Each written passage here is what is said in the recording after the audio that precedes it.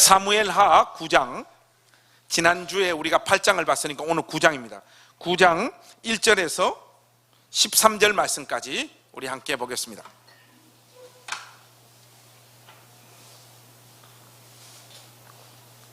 사무엘하 9장 1절에서 13절, 제가 먼저 한 절 읽겠습니다. 다윗이 이르되 사울의 집에 아직도 남은 사람이 있느냐? 내가 요나단으로 말미암아 그 사람에게 은총을 베풀리라 하니라.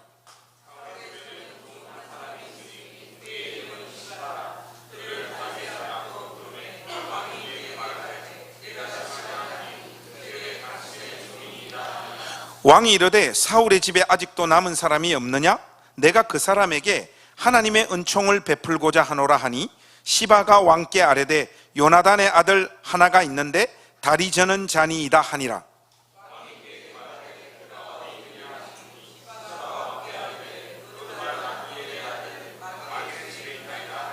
다윗 왕이 사람을 보내어 로드발 암미엘의 아들 마길의 집에서 그를 데려오니,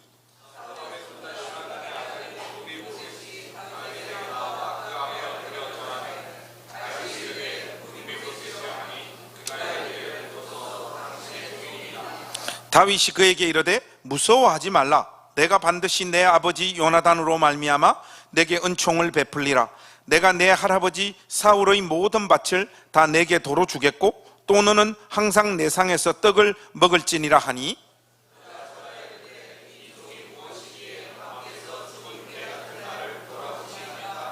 왕이 사울의 시종 시바를 불러 그에게 이르되 사울과 그의 온 집에 속한 것은 내가 다 내 주인의 아들에게 주었노니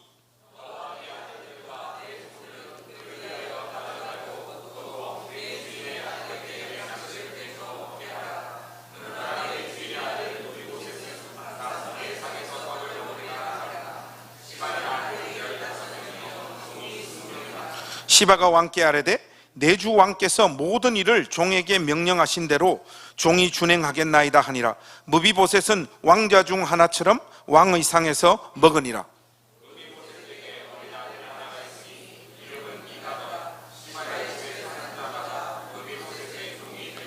우리 13절은 다 같이 읽겠습니다. 무비보셋이 왕의 상에서 먹음으로 예루살렘에 사니라. 그는 두 발을 다 절더라. 아멘. 여러분들 우리 가족들하고 인사 한번 하실까요? 지난주에 못 뵀던 분들도 계시고 또 새로운 가족들도 오늘 좀 보입니다.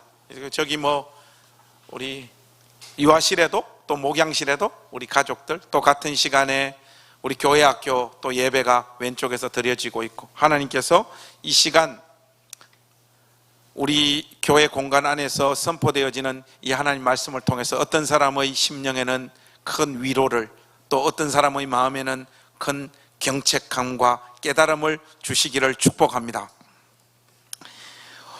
지난주까지 우리가 사무엘하 8장을 살펴봤고, 오늘은 여러분들하고 사무엘하 9장을 한번 살펴보겠습니다. 이 사무엘하 9장은 비교적 여러분들에게 좀 친숙한 본문입니다. 목사님들께서 구속사에 관한 설교를 하실 때, 특별히 구약 성경을 본문으로 잡을 때 가장 많이 선택하는 본문이 이 사무엘하 9장입니다. 여기 오늘 담긴 내용들을 차분하게 여러분들과 함께 살펴보고, 또 우리 공동체에 적용할 내용들 찾아서 도전받는 시간으로 삼겠습니다. 하나님께서는 다윗이 가는 곳마다 승리하게 하셨고 다윗의 가문을 온전히 세워주셨습니다. 이것이 크게는 아브라함 언약의 성취이고, 작게 볼 때는 사무엘하 7장에서 하나님께서 아브라함에게 다윗에게 약속해 주셨던 그 약속이 이루어지는 그런 차원에서 이루어지는 일이라고 지난주에 말씀드렸습니다. 하나님께서 베푸시는 이 놀라운 은혜를 하나님 앞에 응답하는 방식은 하나님께 종교적인 의식으로 헌신하는 어떤 양태로 표현하는 것은 하나님의 마음을 사실은 온전히 읽어내지 못하는 것입니다. 약속한 바를 지키신 하나님의 그 신실한 사랑을 맛본 사람은 함께 살아가는 이 땅의 사람들, 동료들에게 하나님의 그 신실하신 사랑을 자기를 통과해서 보여줌으로 말미암아 하나님께서 그 자신에게 베푸신 은혜와 사랑을 표현해야 됩니다. 그것이 바른 기독교 신앙의 방향입니다.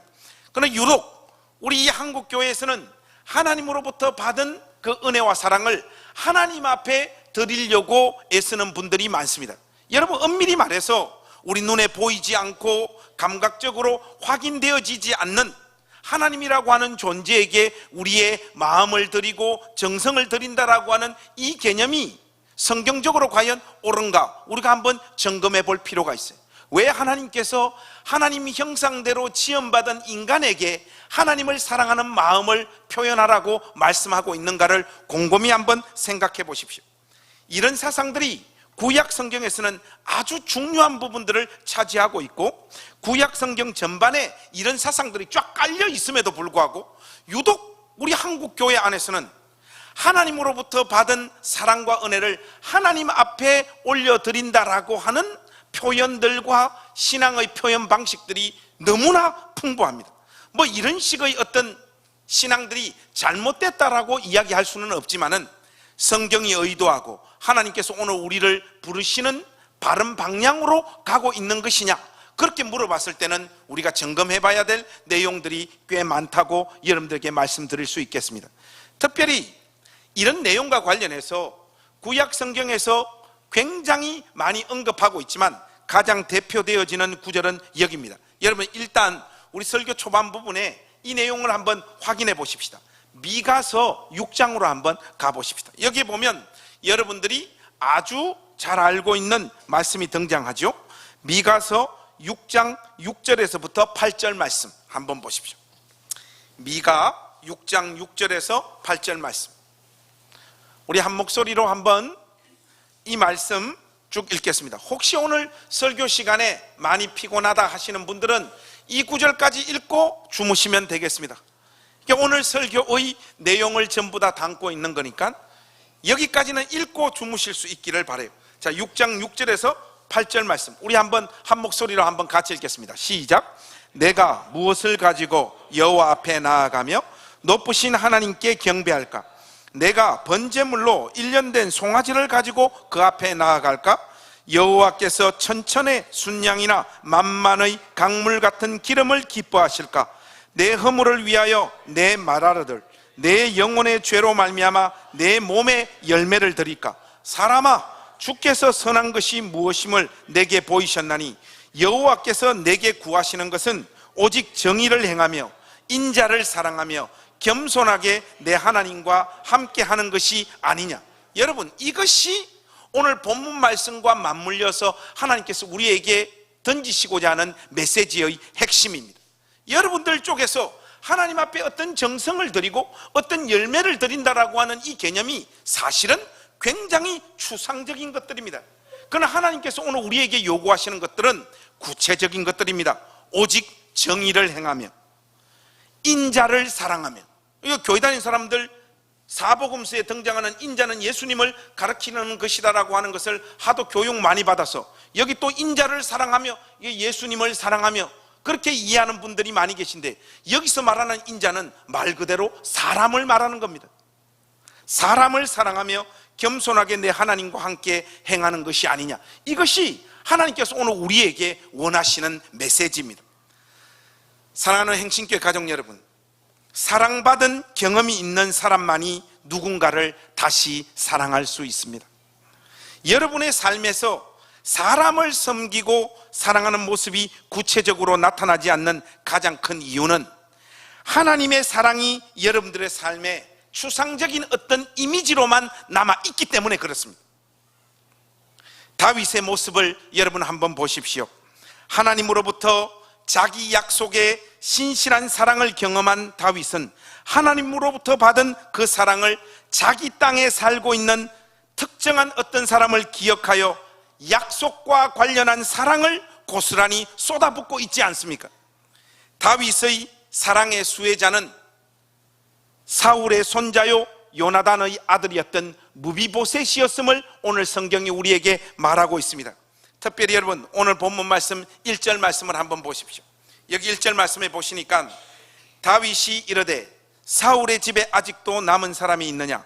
내가 요나단으로 말미암아 그 사람에게 은총을 베풀리라 하니라. 이렇게 말하고 있습니다. 이 시점은 아무래도 무비보셋에게도 아들이 있다라고 오늘 본문 말씀에서 말하고 있고, 여러 가지 본문의 정황으로 볼 때 다윗이 이스라엘의 왕으로 등극하고 난 다음 약 20년 이상의 시간이 흐르고 난 지점이었던 것 같습니다. 이 지점에 와서 다윗이 요나단으로 말미암아 어떤 사람에게 은총을 베풀기로 마음을 먹습니다. 여기 보면 제일 중요한 단어가 요나단으로 말미암아입니다. 7절에도 보면 요나단으로 말미암아 은혜를 베풀고자 한다라고 하는 다윗의 의지적인 표현이 등장하고 있는 것을 우리가 확인할 수 있죠. 여러분, 이거 무슨 말입니까? 다윗은 사울에게 쫓기는 도망자의 신세로 꽤 오랜 시간을 보냈습니다. 이제까지의 메시지가 다윗이 도망 다니다가 왕이 된 그것을 우리가 확인한 시간이었지 않습니까? 그 당시에 이 다윗이 사울에게 쫓기는 도망자요 반역자로 살았던 그 시절에 자기 자신의 처지를 표현하는 내용이 있어요. 그게 사무엘상 24장 14절에 나와 있는데, 이건 제가 한번 읽겠습니다. 그때 다윗이 자기 자신을 어떻게 표현하고 있는가 하면, 이스라엘 왕이 누구를 따라 나왔으며 누구의 뒤를 쫓나이까? 죽은 개나 벼룩을 쫓음이니이다. 이렇게 말하고 있어요. 한마디로 자신의 꼴을 죽은 개나 벼룩으로 다윗은 묘사하고 있었습니다. 그만큼 그 시절의 다윗의 처지와 형편은 이루 말할 수 없을 만큼 초라한 인생이었죠. 다윗, 그의 생이 가장 초라하고 절박하고 비참한 상황에 내몰렸을 때 그를 통하여 궁극적으로 하나님께서 이 언약의 나라를 통치하고 갈 것이라는 것을 꿰뚫어 보고 있었던 사람이 사울의 아들이었던 요나단이었죠. 그 요나단이 다윗을 찾아와서 구체적으로 하나님을 힘있게 의지하며 그가 이제부터 시작해야 될 방랑자의 삶을 하나님 의지하면서 통과하라고 격려해줬던 장면들을 우리가 사무엘상을 통하여 여러 차례 확인을 했습니다. 그런데 그 중에서도 가장 중요한 장면은 바로 여기입니다. 여러분, 사무엘상 20장으로 한번 가보십시다. 사무엘상 20장 14절에서 17절 말씀. 사무엘상 20장 14절에서 17절. 제가 먼저 14절 말씀 읽겠습니다. 우리 교독하겠습니다. 너는 내가 사는 날 동안에 여호와의 인자하심을 내게 베풀어서 나를 죽지 않게 할 뿐 아니라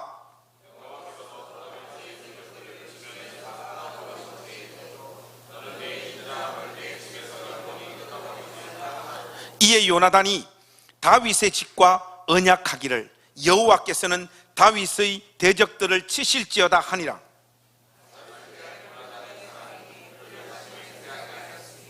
이는 자기 생명을 사랑한 같이 그를 사랑함이었더라. 이 장면 이외에도 다윗과 요나단이 언약을 체결하는 내용이 있습니다. 네가 왕이 되거든 우리 지방과 우리 후손을 손대지 말고 끝까지 지켜달라고 하는 이 두 사람 사이의 맥락이 있었죠. 다윗은 모든 것이 안정된 이 시점에 이 요나단과의 이 언약을 기억하여 그 집안의 남은 자를 선대하려고 은혜를 베풀려고 마음을 먹은 거예요. 언약에 신실한 하나님의 사랑을 받은 다윗이 언약에 신실하여 사람을 섬기고 사랑하는 자리로 나아가고 있는 이 모습을 여러분들이 의미심장하게 살펴보셔야 됩니다. 참 재미난 것은 다윗의 사랑의 수혜자인 무비보셋의 처지가 옛날 다윗이 처한 형편과 유사하다는 것이 왕궁으로 인도되어 온 무비보셋의 고백에서 우리는 이 사실을 똑같이 확인할 수 있습니다. 무비보셋 그 자신도 자신을 어떻게 묘사하고 있습니까? 죽은 개로 묘사하고 있는 것을 우리가 확인할 수 있습니다. 무비보셋의 이 고백은 과장이 아닙니다. 고대 근동 시절에 정권이 한 왕에서 다른 왕에게로 넘어가게 되면 새로 정권을 잡은 이 왕은 직전 왕족들은 전부 다 숙청하고 죽이는 것이 일반적인 관례였어요. 이것은 고대 근동 지역에만 있었던 문화는 아니었던 것 같고, 우리나라의 역대 왕들의 모습을 보더라도 우리가 그 사실을 고스란히 확인할 수 있죠. 여러분들, 특별히 우리 역대 왕들 중에 단종의 모습을 보면 이런 모습과 가장 유사한 것 같습니다. 단종은 부모님을 일찍 잃어가지고 12살에 왕이 되잖아요. 그런데 그의 삼촌 수양대군에게 밀려가지고 이 왕권이 뺏겨서 상왕 자리로 내몰립니다. 그러다가 결국 더 노산군이라고 하는 지위로 또 하락을 하게 되죠. 결국은 영월로 유배되어져 가서 사약 받아먹고 자기 생을 마무리하는 불행한 비극의 주인공이 이 단종이었지 않습니까? 이 무비보셋도 이런 운명의 자리로 내몰리는 것이 그의 삶의 수순이어야 됩니다. 이런 무비보셋을 향하여 오늘 다윗이 은혜를 베풀고 있는데, 성경은 이 반역자 집안의 아들이요 손자의 신분으로 살았던 이 무비보셋의 처지를 우리에게 소개하면서 그가 지금 가지고 있는 신분 자체가 단순히 반역자라고 하는 그 사실만을 우리에게 알리고 있지 않습니다.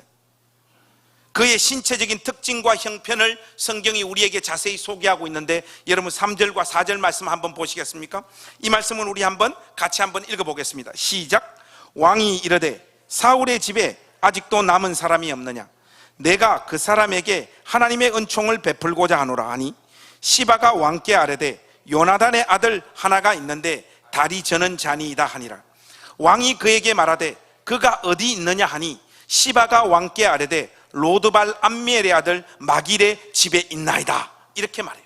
여러분, 무비보셋의 처지를 한번 보십시오. 반역자이면서 두 다리를 다 저는 중증 장애인입니다. 이 두 다리를 다 전다라고 하는 정보는 13절에서 우리가 분명히 확인할 수 있죠.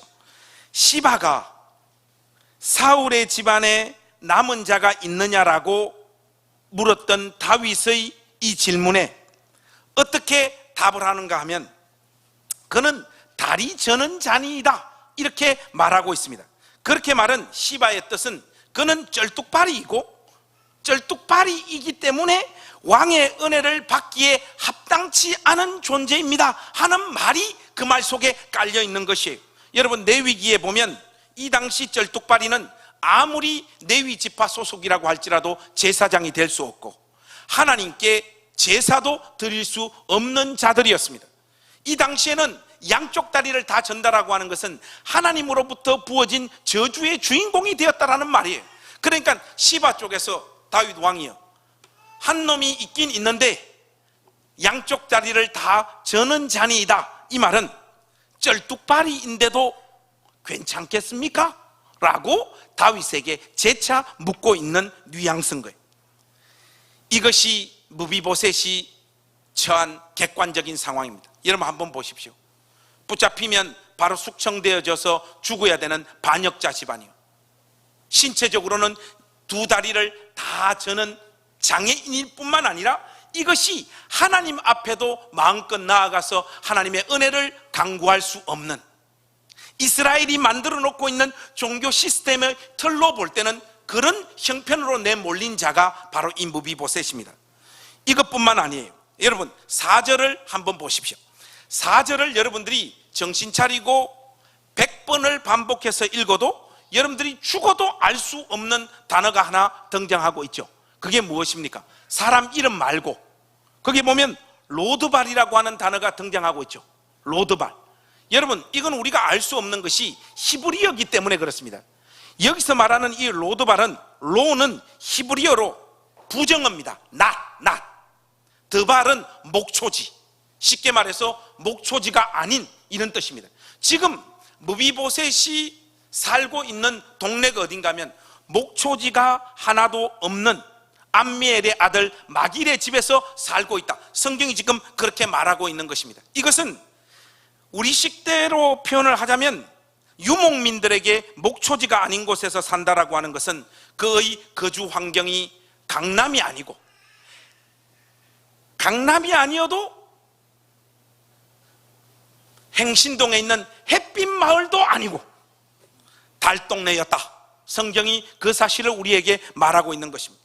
그곳에서 사는 무비보셋이 다리 저는 자다, 그렇게 말하고 있는 거예요. 여러분, 이런 상황 가운데 내몰린 사람이 무비보셋입니다. 그러니까 이 무비보셋의 입에서 어찌하여 죽은 개 같은 나를 돌아보시나이까, 이렇게 다윗을 향하여 토해놓고 있는 무비보셋의 이 고백은 자기 객관화를 제대로 하고 있는 고백이지, 자기의 신분을 과장해서 왕 앞에서 자기의 지위를 낮추고 있는 모습이 아니에요. 죽은 개와 벼룩과 같았던 다윗이 하나님의 은혜와 사랑을 경험하고 죽은 개 같은 무비보셋을 돌보고 있는 이 놀라운 모습이 지금 우리 눈앞에 펼쳐지고 있는 것입니다. 다윗이 무비보셋에게 베풀고 있는 구체적인 은혜의 내용도 성경이 우리에게 자세히 소개하고 있습니다. 7절에서 11절에 보면 다윗이 무비보셋에게 베풀고 있는 은혜의 내용들을 우리에게 자세히 소개하고 있는데, 이 부분 또 우리가 읽으면서 좀 확인해 볼 필요가 있습니다. 제가 7절 읽겠습니다. 다윗이 그에게 이르되 무서워하지 말라. 내가 반드시 내 아버지 요나단으로 말미암아 내게 은총을 베풀리라. 내가 내 할아버지 사울의 모든 밭을 다 내게 도로 주겠고 또 너는 항상 내 상에서 떡을 먹을지니라 하니.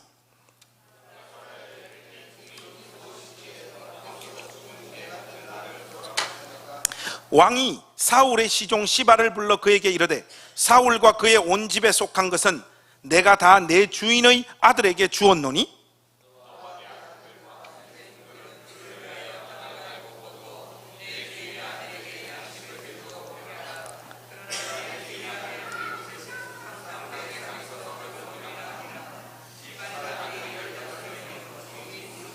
11절 같이 하십시다. 시바가 왕께 아뢰되 내 주 왕께서 모든 일을 종에게 명하신 대로 종이 준행하겠나이다 하니라. 무비보셋은 왕자 중 하나처럼 왕의 상에서 먹으니라. 여러분, 여기에 보면 다윗이 무비보셋에게 베풀어 주고 있는 은혜의 내용들을 두 가지로 우리가 요약할 수 있는데, 첫 번째는 그의 할아버지 사울에게 속하였던 모든 땅을 무비보셋에게 다시 돌려주고 있는 장면을 우리가 확인할 수 있습니다. 이것은 정말로 파격적인 조치예요. 왜냐하면 그 당시 왕을 지냈던 집안의 사람에게 그 땅 전체를 다시 준다는 것은 이는 엄청난 모험입니다. 왜냐하면 엄청난 재산과 인맥을 제공한다라고 하는 것인데, 이때 당시의 문헌을 확인해 보면 이런 일을 감행했다가 큰 코를 다치는 왕들이 많았어요. 무슨 말인가 하면 후손들에게 이렇게 땅을 제공했다가 그 땅과 관련되어진 재산과 사람들을 결집해서 쿠데타를 일으키는 일들이 종종 벌어지고 했거든. 그래서 이런 씨를 아예 말려버리는 것이 일반적으로 왕들이 취하는 태도였는데, 다윗도 아마 이런 어떤 선택과 시혜를 베푸는 것들이 자칫하면 자기 삶에 큰 위기를 가져오게 될 거라는 것을 이미 알고 있음에도 불구하고 요나단과의 언약을 기억하는 정도가 아니라 언약을 기억하면서도 파격적인 수준의 은혜를 무비보셋에게 베풀고 있는 것입니다. 여기에서 그치지 않아요. 여러분, 두 번째로 다윗이 무비보셋에게 베풀어 준 은혜의 내용들은 무비보셋을 옆에 두어 항상 자신과 식사를 함께 하도록 조치를 합니다. 이것과 관련해서는 여러분 11절에 나와 있는 표현을 보시면 왕자 중 하나처럼 왕의 상에서 먹으니라 하는 표현이 있죠. 한마디로 왕과 동일한 상에서 매번 식사를 같이 한다라고 하는 것은 이 반역자요, 중증장애인이요, 달동네에 살고 있는 아무런 소망 없는 자의 신분을 이스라엘의 왕자의 자리로 다윗이 그의 신분을 회복시켜주고 있는 장면입니다. 이것과 관련해서는 제가 신학교 1학년 때 학교 입학해가지고 읽었던 책 중에 찰스 스윈돌의 은혜의 각성이라고 하는 책이 있습니다. 제가 한번 이렇게 자세하게 꼽아보지는 않았지만은 신앙서적은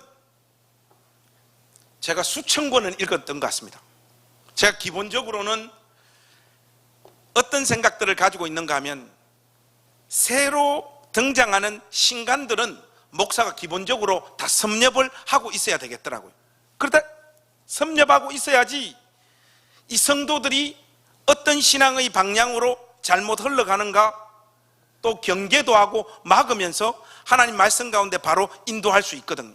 그래서 가급적이면 기독교 신간들은 제가 다 읽어보려고 애를 씁니다. 애를 쓰는데 하여튼 뭐 수천 권을 읽은 것 같은데 그 중에 한 10권 꼽아보라, 제일 좋은 책 10권을 꼽아보라 하면 찰스 스윈돌의 은혜의 각성, 이 책을 꼭 꼽고 싶어요. 제가 이 설교를 준비하면서 이게 오래전에 나왔던 책이니까 혹시 이 책이 서점에 가면 있는가 한번 찾아가 보니까 고양시 해뜸 기독교 서점에 딱 2권이 나와 있더라고요. 2권. 여러분 빨리 가셔서 구입할 수 있기를 바랍니다.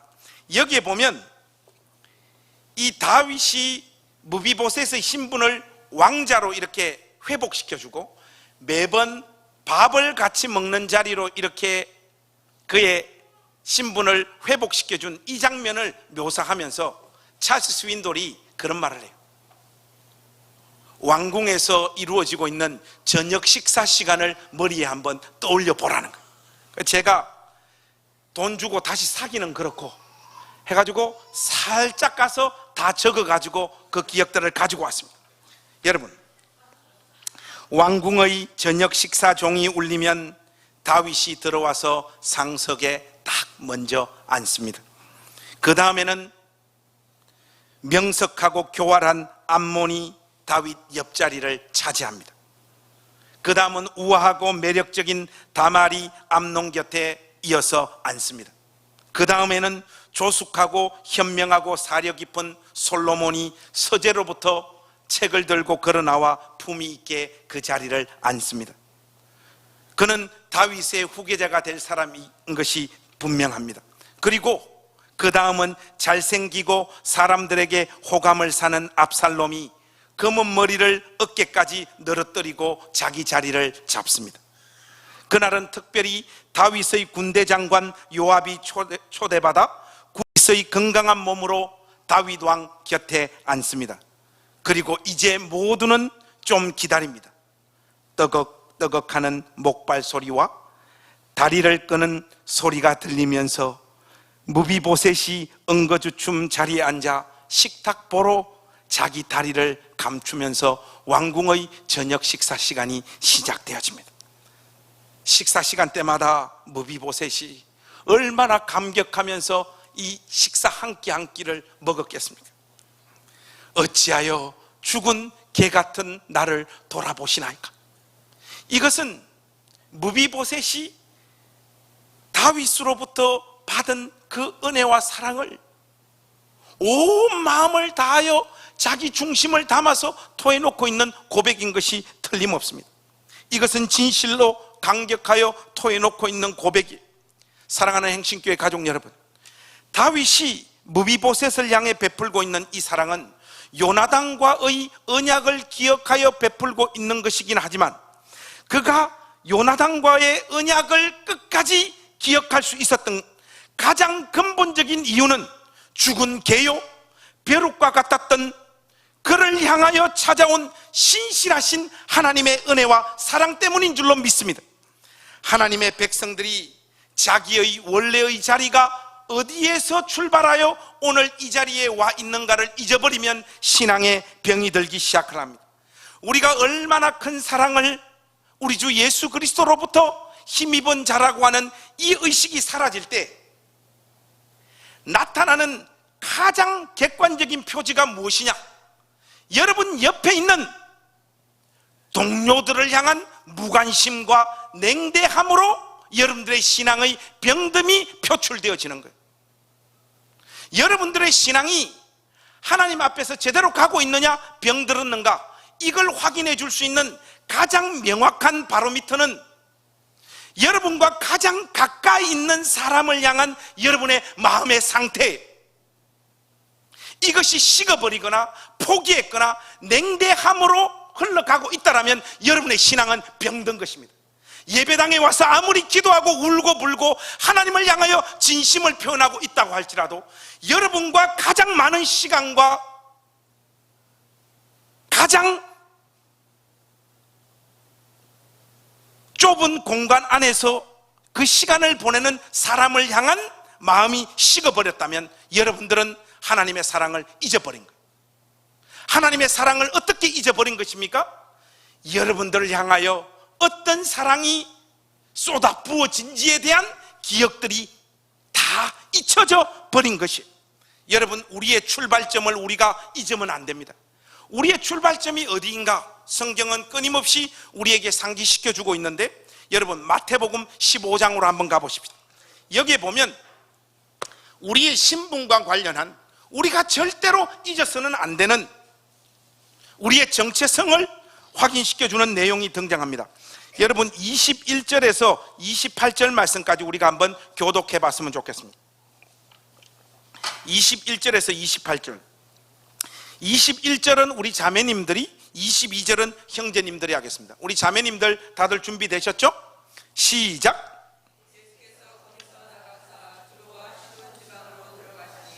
가나안 여자 하나가 그 지경에서 나와서 소리질러 이르되 주 다윗의 자손이여 나를 불쌍히 여기소서.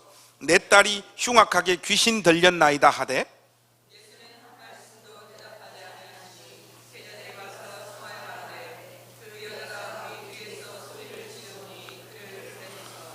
예수께서 대답하여 이르시되 나는 이스라엘 집의 잃어버린 양 외에는 다른 데로 보내심을 받지 아니하였노라 하시니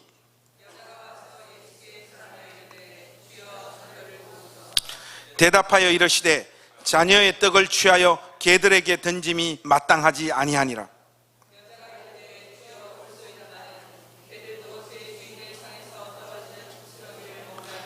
28절 다 같이 하십시다. 이에 예수께서 대답하여 이르시되 여자여 내 믿음이 크도다. 내 소원대로 되리라 하시니 그때로부터 그의 딸이 나으니라. 여러분, 이 말씀과 관련한 이런저런 설명들과 많은 설교들이 가능하겠지만 이 말씀이 우리에게 말하고자 하는 핵심적인 요지는, 영적으로 보자면 주인의 상에서 떨어지는 부스러기, 그 부스러기를 먹고 살아난, 이 부스러기의 은혜를 받아 먹은 개와 같은 존재가 바로 저와 여러분들이라는 것이, 우리가 아직 죄인 되었을 때, 하나님과 원수였을 때 하나님은 일방적으로 우리를 찾아오셔서 아무런 조건을 보지 아니하시고 우리를 사랑하시고 우리를 위하여 그 아들을 희생시키면서까지 우리를 향한 하나님의 사랑을 확정하셨습니다. 아무런 자격이 없는 자에게 베풀어진 그 은혜의 수혜자가 바로 저와 여러분들입니다. 무비보셋이 하나님 다윗에게 토해놓고 있는 어찌하여 죽은 개 같은 나를 돌아보시나이까 하는 이 고백이 바로 저와 여러분의 고백이 되어야 됩니다. 그런데 그동안 우리는 이 십자가의 은혜를 관념적으로 어떤 이미지로만 우리 심령에 간직하고 살아가고 있는 것 같아요. 그래서 십자가를 묵상하고 눈물을 흘리고 감사하고 감격하는 것으로서 하나님 앞에 우리를 향한 진심과 우리의 믿음을 표현하고 살았던 것 같습니다. 뭐 이런 식의 신앙 방식들이 잘못되었다라고 그렇게 규정할 수는 없지만 온전한 것은 아닙니다. 하나님께서 의도하신 온전한 신앙의 방향은, 이 십자가의 은혜와 사랑을 받은 사람들은 도와줘봐야 아무짝에도 도움이 안 되는 사람을 하나님께서 우리를 사랑하신 그 방식으로 사랑함으로 하나님을 향한 우리의 마음을 표현할 수 있는 것이, 그것이 하나님께서 우리에게 베푸신 은혜와 사랑을 기억하는 유일한 방법이라는 것을 여러분 잊지 마십시오. 오늘날 교회의 사랑과 구제들이 풍성한데 교회의 사랑과 구제들이 보면 거의 투자가 되어버렸습니다. 투자예요. 돕는 것으로 자기 증명을 하려고 다들 난립니다. 스카펙의 거짓의 심리학이라고 하는 책에 보면 사단이 가지고 있는 핵심 감정의 가장 중심은 위장이에요. 위장. 속이는 겁니다. 이 무슨 말인가 하면 사단도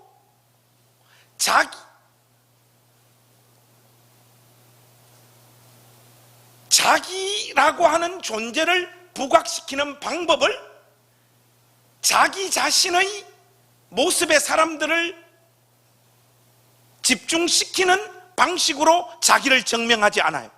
무슨 말인가 하면 다른 사람을 위하여 사는 액션을 취하면서 그 액션을 통하여 다른 사람들로 하여금 자기가 다른 사람을 위하여 희생하는 이 내용에 감격하고 자기를 향하여 박수치게 하는 방식으로 자기 일을 감행하는 자가 사탄입니다. 근데 여러분, 오늘날 교회들이 이 짓을 하고 있습니다. 교회가 누구를 선교하고 누구를 돕느냐, 제가 어렸을 때부터 교회 안의 문화를 잘 알기 때문에 도왔을 때 생색이 나서 결국은 우리가 이런 사람을 도와서 이 사람이 우리의 도움을 힘입어 회복했다라고 하는, 이걸 확인할 수 있는 사람을 도와준단 말이죠. 여러분, 이것은 엄밀히 말하면 구제가 아니고 투자예요. 사단이 전형적으로 자기를 증명하는 방식으로 사용하는 방법입니다. 우리 주 예수 그리스도께서 우리에게 행하라고 명령하시는 이 내용을 우리가 한번 확인해 보십시다. 여러분, 누가복음 6장으로 한번 가보시겠습니다. 누가복음 6장 35절에서 36절 말씀을 한번 보십시오. 누가복음 6장 35절에서 36절, 오늘 설교의 결론이라고 할 수 있겠습니다. 누가복음 6장 35절에서 36절, 우리 한번 한 목소리로 다 같이 읽겠습니다. 시작. 오직 너희는 원수를 사랑하고 선대하며 아무것도 바라지 말고 구워주라. 그리하면 너희 상이 클 것이요 또 지극히 높으신 이의 아들이 되리니 그는 은혜를 모르는 자와 악한 자에게도 인자하시니라. 너희 아버지의 자비로우신 같이 너희도 자비로운 자가 되라. 여러분, 이것이 오늘 무비보셋이라고 하는 인물을 통하여 하나님께서 우리에게 말씀하시는 메시지의 핵심입니다. 은혜를 모르는 자와 악한 자에게도 인자하신 하나님. 누굽니까? 은혜를 모르고 악한 자가 누굽니까? 저와 여러분이지 않습니까? 이런 자에게 은혜를 베푸신 그 하나님께서 오늘 우리에게 요청하고 계신 것이, 내가 너희들에게 이 큰 사랑과 이 은혜를 베풀었으니 나한테 잘해라, 이 이야기를 하고 계시지 않고 너희 아버지의 자비로우신가 같이 너희도 자비로운 자가 되라, 이렇게 말씀하고 있습니다. 사랑하는 행신교회 가족 여러분, 오늘 이 말씀 우리 공동체 안에 한번 적용해 보십시다. 은혜를 모르는 자와 악한 자가 바로 저와 여러분입니다. 그런 우리를 향해 하나님은 자비하셨습니다. 그러므로 이런 일을 행하는 것이 우리 행신교회의 사명이자 정체성이 되어야 될 줄로 믿습니다. 아무리 도와봐야 우리에게 유익이 없고 생색도 나지 않는 사람들에게 교회는 자기들이 사용할 수 있는, 가용할 수 있는 모든 역량을 다 투입해야 됩니다. 그것 이외에 우리가 하나님으로부터 받은 이 사랑을 표현하거나 하나님 앞에 이 사랑을 전달할 그 어떤 수단과 방법도 없다라고 하는 사실을 여러분 기억하십시오. 사랑받은 기억만이 사람을 변화시킵니다. 우리가 오늘 이 자리에 서서 하나님의 사랑을 찬양하고 삶의 실제적인 변화를 조금이라도 맛보고 있는 이유가 무엇입니까? 그것은 하나님께서 그 어떤 조건과 그 어떤 것도 내걸지 않고 우리를 무조건적으로 사랑해 주신 그 마음 때문에 오늘 우리가 그래도 사랑구실을 하며 하나님의 은혜를 기억하며 여기에 이 자리에 서 있는 줄로 믿습니다. 여러분, 혹시 이 신부님이신데 안소니 데멀로라고 하는 이 신부님 아시는지 모르겠습니다. 이 신부님이 쓰신 글 중에 변화하지 마라고 하는 제목의 글이 있습니다. 이 제목에 보면 이런 내용이 나와요. 이 신부님이 수년간 노이로제에 걸려가지고 살아요. 불안하고 우울합니다. 이 신부님이 옆에 함께 사는 자매님이 없으니까 위로받을 것도 없잖아요. 수년 동안 노이로제와 불안과 우울한 가운데 살아가는데 주변의 동료 신부들, 그리고 친구들, 교인들이 모두 하는 말이 뭔가 하면 신부님이 변해야 됩니다. 결단하고 변하셔야 됩니다. 그렇게 이야기를 해요. 이 신부님은 이 말이 싫었고 거부하고 싶었지만은 해주는 말 한마디 한마디를 다 맞고 또 공감이 가고 동감할 수밖에 없는 말들을 주변 사람들이 하더라는 거예요. 그래서 자기는 변화되기를 진심으로 소망하고 몸부림쳤답니다. 그런데 아무리 몸부림을 쳐도 자기의 모습이 변화되어지지 않더라는 것이에요. 그러니까 주변에 있는 사람들이 더욱더 뭐라고 이야기하는가 하면 변해야지 여기 노이로제와 우울증에서 벗어날 수 있다, 그렇게 이야기를 하니까 그 말을 지속적으로 듣다 보니까 무기력해지고 더 우울증으로 자기의 삶이 내몰리더라는 거예요. 그때 한 친구가 나타나서 이렇게 이야기를 하더래요. 드몰로, 변하지 마. 나는 네 모습 이대로 그냥 사랑해. 이렇게 이야기를 하더라는 거예요. 이 말은 이 신부님에게 음악과 같은 소리로 들려왔대요. 변화하지 마, 변화하지 마, 변화하지 마, 변하지 마, 변하지 마, 절대로 변하지 마. 네 모습 그대로 사랑해. 마치 노래와 같이 자기 영혼에 들어와서 스며들더라는 거예요. 그때서야 비로소 안도감이 들고 활력이 생겨나고, 안 변하려고 끊임없이 노래를 불렀는데 자기가 변하고 있더라는 거예요. 누군가 나를 사랑하는 것을 알 때 우리는 변화되어지는 존재들입니다. 여러분, 왜 우리가 예수 믿고 그래도 이만큼 변했는 줄 아십니까? 우리 주님께서 마치 우리를 사랑하실 때 그 모습이 예수 믿고 너희들 이렇게 변해라고 하는 모습으로 우리 가운데 오신 것이 아니라 우리의 그 누더기와 같은 삶을 그냥 안아주신 거예요. 그 사랑이 우리 심령 가운데 깨달아졌을 때, 그때서야 비로소 우리의 존재가 하나님 원하시는 형상으로 화하고 변해지는 역사가 우리 가운데 있었던 것입니다.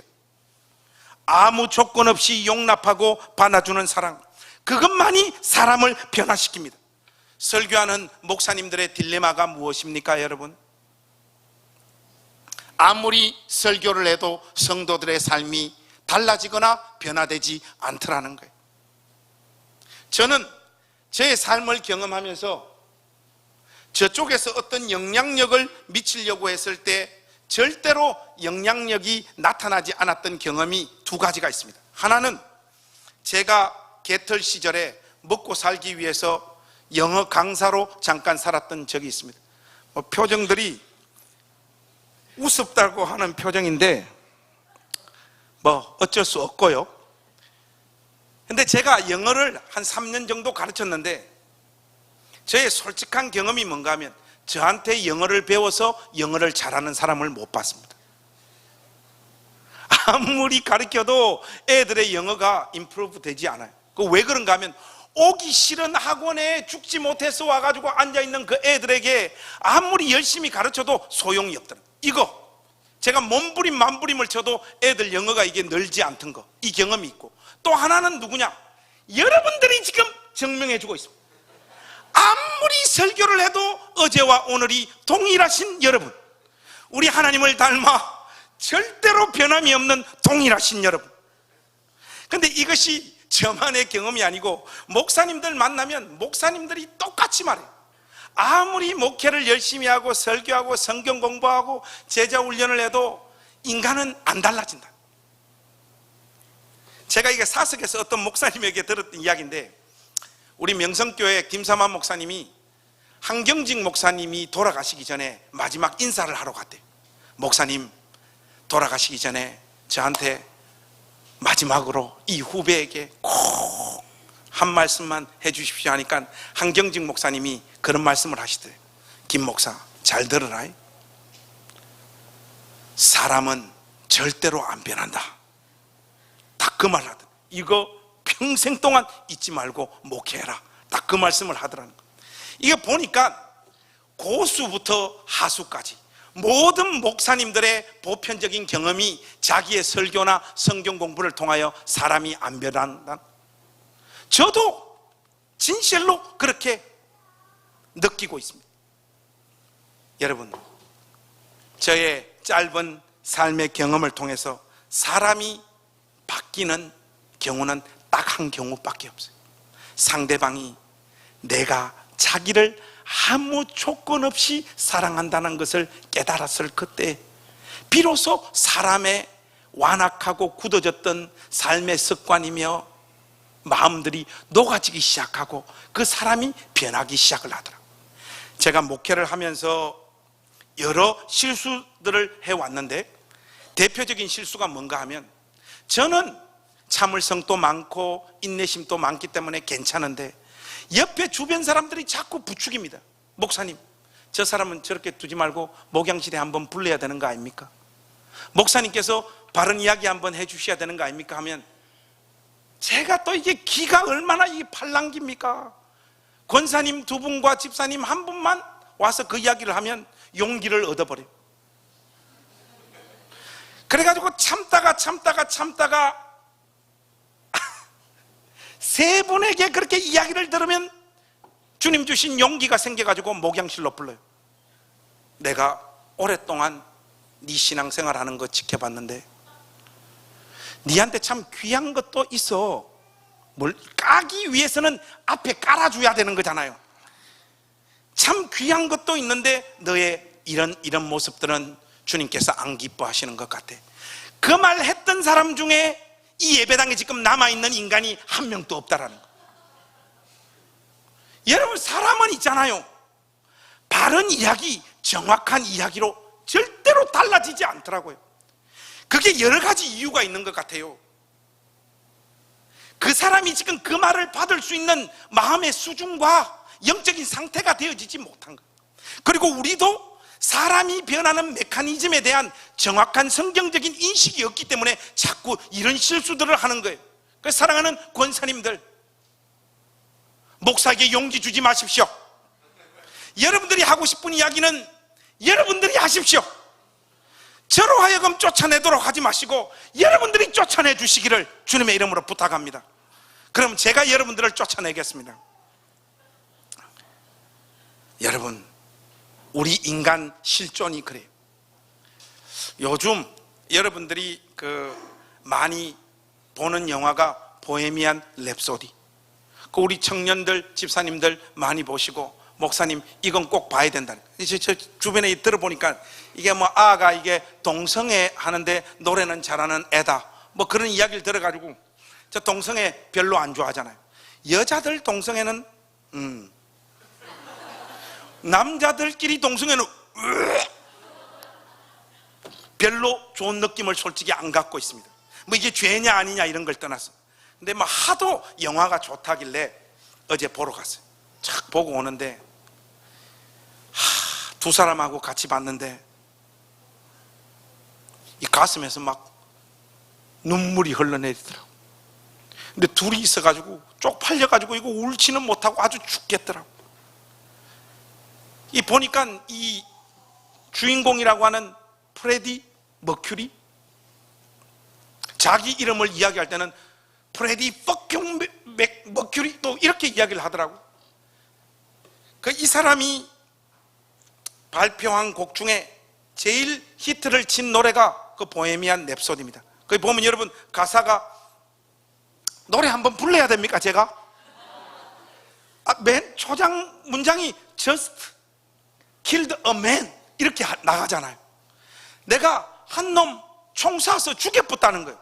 그래서 이놈이 누군가, 지금 아버지를 죽였단 말인가 친구를 죽였던가 말인가, 저는 그렇게 영화를 보기 전에 생각을 했는데 영화 다 보고 오면서 제가 여기에 대한 확실한 해석을 여러분 드디어 오늘 제시를 하겠습니다. 자기 안에 있는 남자를 사랑하는 그 동성애적 성향, 자기 안에 있는 그 남성성을 향하여 총을 쏴서 죽인 거예요. 이 뭘 말하는가 하면 아무리 몸부림쳐도 안 되는 거예요. 이 주인공이 보면 여자 그 메리를 사랑하잖아요. 그리고 결혼하기 위해서 반지도 꽂아주잖아요. 그리고 의지적인 노력을 동원해가지고 이 여자와 생을 같이 하려고 몸부림치는데 안 되는 거예요, 여러분. 안 되는 거. 제가 오늘 그 누구도 해석할 수 없는 이 비밀을 우리 집사람에게 이야기를 하니까 우리 집사람 하는 말이 그래요. 여보, 그건 노력을 안 한 거야, 그러는 거예요. 여러분, 이 말도 안 되는, 그 노력해가지고 되는 게 아니라니까. 그러네. 우리 집사람 왜 저런 이야기를 하는가 하면 우리 집사람은 착실한 사람이거든. 우리 집사람은 결혼해가지고 이때까지 살아보면 사람이 크게 흔들리는 적이 없어요.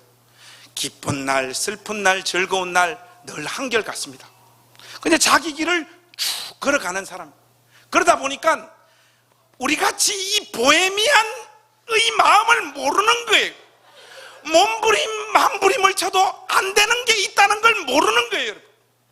여러분, 교회에서 우리가 가장 많이 하는 실수가 뭔가 하면요, 무비보셋 같은 사람 딱 나타나면요, 자꾸 교정하려고 하는 거예요. 네 있잖아, 그렇게 하면 안 되고 이렇게 해야 된다. 여러분, 아무리 정답을 이야기하고 아무리 따뜻하게 그의 갈 길을 말로 이야기해줘도 사람은요 달라지지 않아요. 이렇게 이야기하니까 우리 목사님 동성애와 관련한 입장을 이제 바꾸셨구나, 그렇게 생각하는 분들이 계시는 것 같은데, 바꿨어요. 제가 뭐 어떻게 하겠다는 겁니까? 여러분, 이게 이 동성애적 성향이 진정으로 죄라면 이 죄의 모습에서 그 사람을 빼내올 수 있는 것은 지적하고 정죄하고 그것이 죄라고 강력하게 이야기하는 방식으로는 때려 죽어도 그 자리에서 그 사람을 빼내올 수 없어요. 아무 조건 없이 그를 사랑하는 방법밖에 없습니다. 그것도 오랜 시간 동안 죄 가운데서 분투하고 뒹구는 그의 모습을 하나님께서 우리를 기다리시고 사랑해 주신 그 사랑으로 기다려 주고 품는 방식밖에 없어요. 그거 전에는 안 되는 거예요. 그거 전에는. 사랑하는 우리 행신교회 가족 여러분, 상처 많고 죄 가운데서 뒹굴고 그렇게 살다가 자기의 삶과 인생이 이 모양 저 모양으로 다 어그러져서 아무리 몸부림치고 노력하려고 해도 자기의 경제적인 상황, 삶의 여건과 상황이 아무것도 달라지지 않고, 그러나 어릴 때부터 다녔던 교회이기 때문에 죽지 못해서 주일날 뚜벅뚜벅 걸어서 이 예배당 자리에 앉아있는 그 누군가를 기억하십시오. 이 예배당 안에 있는 무비보셋이 누구인가를 기억하십시오. 여러분들이 하나님으로부터 받은 그 놀라운 은혜와 사랑의 수혜자라고 하는 분명한 확신이 있다라면 이 공동체 안에 있는 그 무비보셋이 누군가를 기억하시고 그를 아무 조건 없이 껴안으십시오. 기다리십시오. 인내하십시오.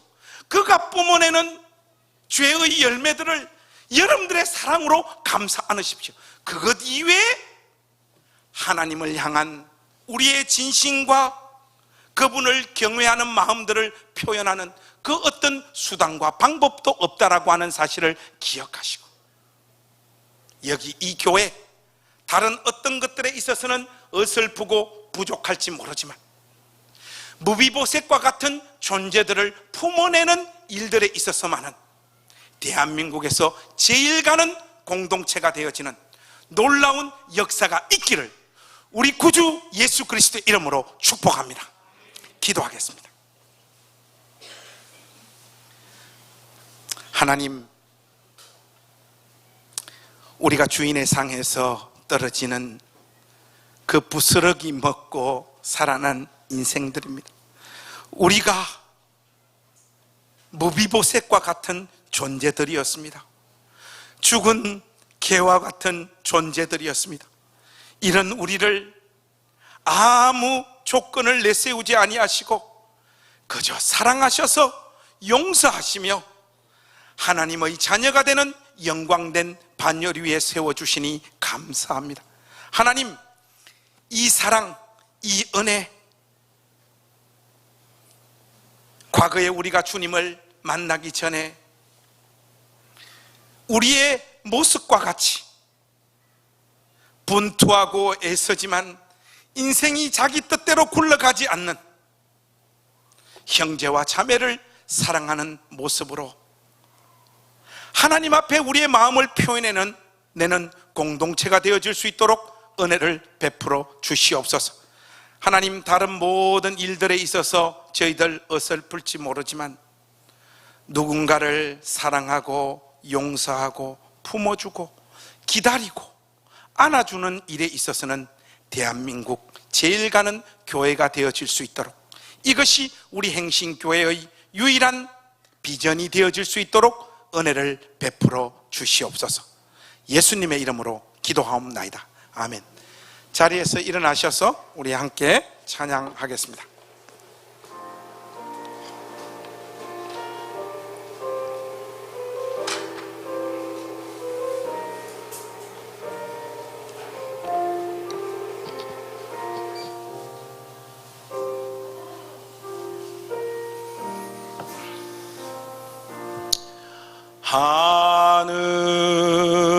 하늘에 계신 아버지, 이름 거룩하사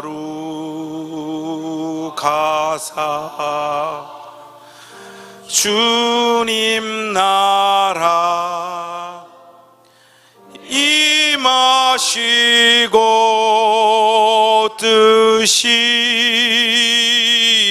이루어지이다. 일용할 양식 주시고 우리들의 큰 죄 다 용서하옵시고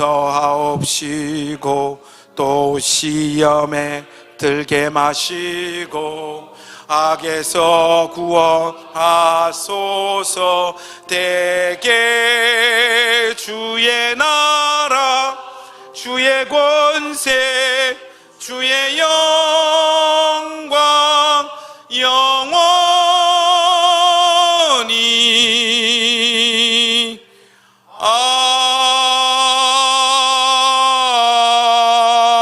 아멘. 이제는 우리 구주 예수 그리스도의 은혜와 하나님 아버지의 지극히 크신 사랑하심과 성령 하나님의